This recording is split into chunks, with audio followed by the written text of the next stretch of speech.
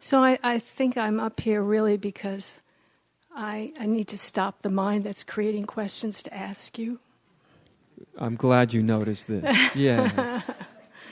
And I figure if I have my one turn this weekend, then it'll end. Just kind of get it over with? Yeah, just kind of get it All over right. with, exactly. So there's this place of no problem that I can get into as a result of many, many years of intensive variety of spiritual practices. And I can access it really easily through things like dancing or chanting or doing a retreat or... and sometimes it's just there for days or weeks at a time, and sometimes it's gone and I don't even realize it, and sometimes I think I can get it or I can find it if I just look for it, but a lot of the times I never even think about looking for it. I just move into forgetting. Right. And what it feels like is that as a result of all these years of variety of practice, that my life is really good and I'm really happy most of the time, and it feels very conditional. And it feels now that after intensive practice, and especially a 6-year period where things were very, very difficult for me, that I'm now in this place where all I want to do is play, and I can't. I live in spiritual community, and I just spent a month in Harry Potter world, just reading all 6 books, and I've got the TV season is coming up, and I just have no interest whatsoever in sitting on the cushion, and I feel like I can just kind of go into this place of no problem. And even when I have a problem, which is usually around, oh, I'm not good enough, or I'm not practicing enough, or I'm not trying hard enough to get where I think I'm supposed to go, I still don't even try to get rid of that, because I know it's going to pass anyway, and it's like nothing really seems like a big problem. The only thing that seems like a problem is that I'm not concerned that there are no problems, and I should be working harder, so that whatever it is that I'm feeling is not conditional, that it's like becomes permanent. Well, you got a hell of a problem, don't you? Your problem is that there are no problems. Yeah, it's sort of like, I'm not like taking this thing seriously enough or something. And here I am, devoted, the last 25 years to doing this, and it's got this great benefit, but it's still conditional. And part of me can really congeal around that, about how unacceptable that is. That after all that time, it's still conditional. What's still conditional? My suffering, is my freedom is conditional. It's like, I can kind of run away. Almost sometimes I wonder if it's such a thing as getting caught in a good place.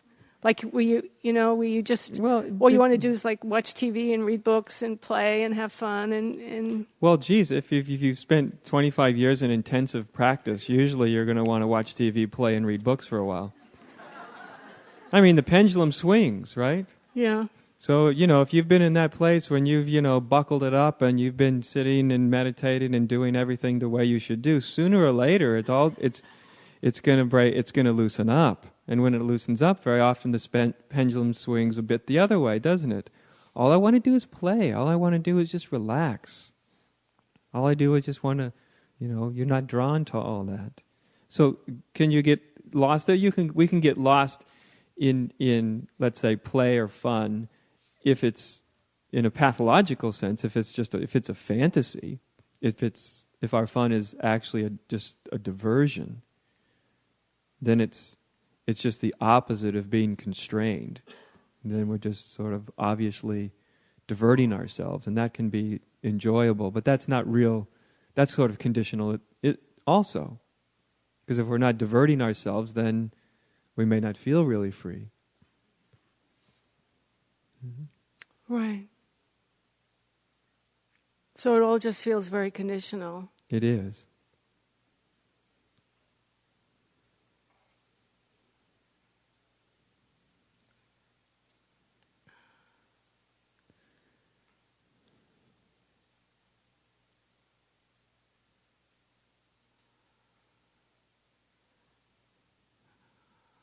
That's the first thing to see. It is conditional. The happiness derived thereof is conditional. It's just like we can have a sense of happiness through our spiritual practices, but often we find out it's conditional.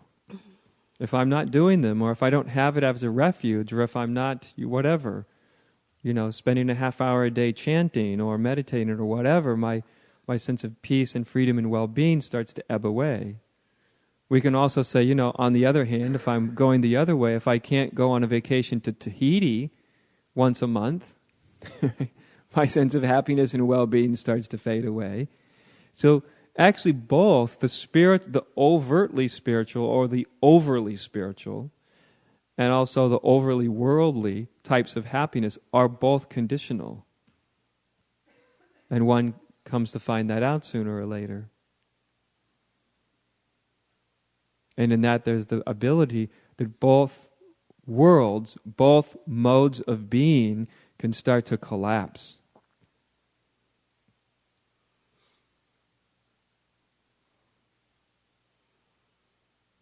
What do you mean by that? They start to collapse, or? They start to fall away. I guess I feel like I should be doing something to make them fall away. Right. But you're not doing much and they're falling away anyway. You already don't have as much of a pull towards one of them as you used to, right? Right. So it is falling away and there's not much you can do about it. And it's just disappearing out of your grasp. And you don't even got it within you to try to grasp it and put it back together anymore, do you? No. Right, so it is falling away. It can be disconcerting, disorienting, confusing, maybe at the same time liberating and freeing as well. And when you start to see that it's opposite, distracting oneself as a way to be happy, that also starts to fall away simply through seeing that's a conditional happiness, which sort of takes all the fun out of it, right? Well, if this is sort of a conditional, it's sort of happy, but it sort of takes some of the juice out of it. It's hard to go into a complete trance state with it. And so they are falling away. That's what I'm doing, is just reminding you, look, they are falling away. Both ways of being. Which is an opportunity to find out what's really true. If the peace I can produce through spiritual practices is conditional, and the peace I can produce through reading Harry Potter books or watching TV or whatever is also conditional, if both of those modes of being are ultimately conditional and therefore not really true,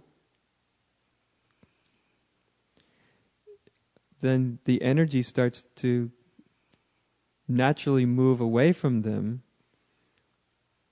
And what is true? What's this really about then? What's this really all about? What's my whole spiritual life about? Who am I really? What's unconditional? What's unconditional peace? What's unconditional happiness? What's a peace? What's a happiness that I don't have to do anything to maintain? That can't be taken away when circumstances get difficult. And it's only found by seeing that all forms of conditional happiness are just that, conditional, and you see it clearly enough and your energy stops moving that way. And when your energy stops moving outward, there can be inwardly a real stopping. Not this way, not that way.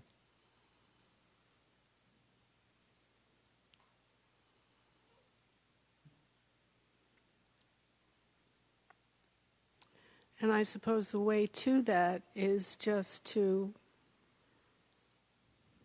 be okay with whatever movement is happening at the moment and just go with it and see where it goes and what it feels like.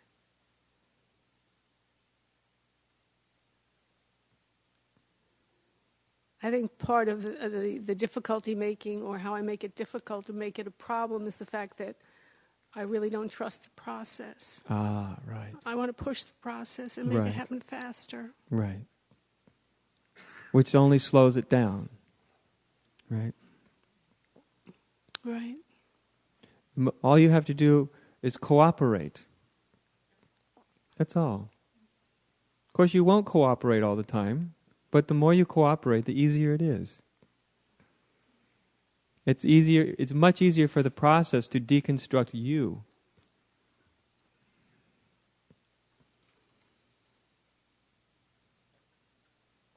And there's no reason to push it, because pushing it is only a form of resistance.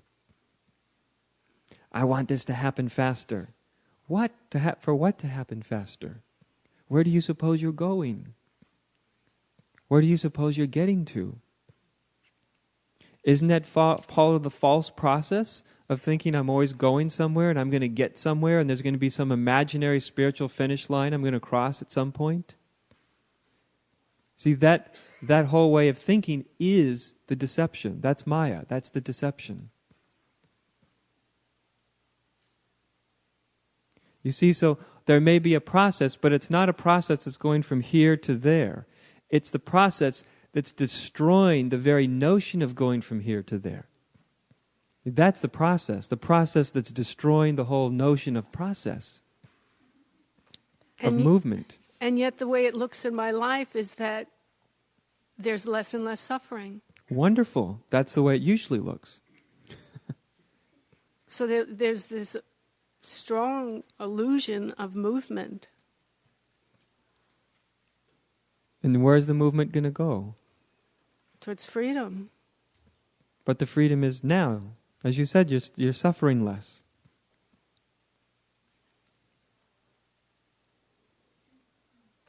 If anything, you're not going from here to there. You've been there and you're coming back to here. So if there's a movement, it's not I'm here and I'm going there some point, which is called freedom. It's I'm there and I'm coming back to here. That's freedom. And so the more you trust that and just let it happen, it's easier, isn't it not? You know, Ramana Maharshi had a great way of looking at all this. He said, go on that spiritual path which you make the most progress the most quickly and with the least amount of effort.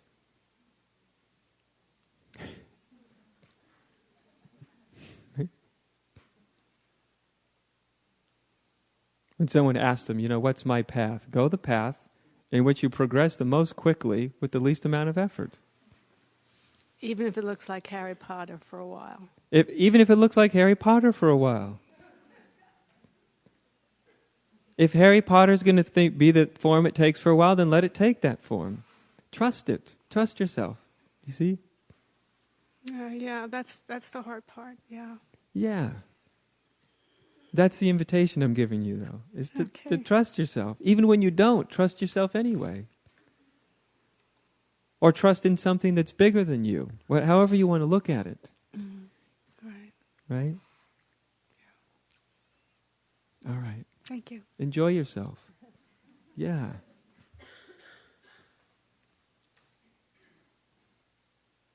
That's just the way things go, If you've wrapped yourself up a little tight for a little too long, the old pendulum's going to go over here and, a little Harry Potter and a little whatever, TVs and movies and da-da-da, whatever. It's just going to go that way, and all the ideas about how it shouldn't, just slow it down. It's not going to stay there. It's just part of coming into an equilibrium. So by all means, read Harry Potter, enjoy Harry Potter. Good Lord, isn't it a disaster if we actually enjoy ourselves? As if we're not allowed to, right? As if spiritual progress somehow depends on this grim determination.